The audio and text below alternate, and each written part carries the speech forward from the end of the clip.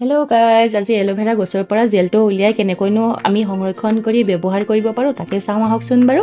এই পাতটো কাটি অনাৰ পিছত হালধীয়া কালাৰৰ গ্লু ওলাব। এই গ্লুটো ভালকৈ আমি ধুই ল'ব লাগিব, নহ'লে স্কিনত ছাইড এফেক্ট হ'ব পাৰে। এই হোৱাইট স্পটটো দেখিছেনে? এই হোৱাইট স্পট থকাটো অৰিজিনেল হয়। এটা ডাৰ্ক গ্ৰীণ কালাৰত হাৰ্ট পায়, গ্ৰীণ কালাৰৰ এল'ভেৰা পাত, সেইটো ডুপ্লিকেট হয় হা। সেইটো লগালে ছাইড এফেক্ট হ'ব পাৰে। এইটো দেখিছেনে কিমান ধুনীয়া গ্লাছী জেল ওলাইছে, জেলেৰে ভৰপূৰ হৈ আছে। এই জেলখিনি ধুনীয়াকৈ আমি উলিয়াই ল'লোঁ গোটেইখিনি। এই জেলটো আপোনালোকে ডায়েবেটিছ হোৱা মানুহে মৰ্ণিং টাইমত খালী পেটত খাবও পাৰে, বহুত ভাল ৰিজাল্ট পাব।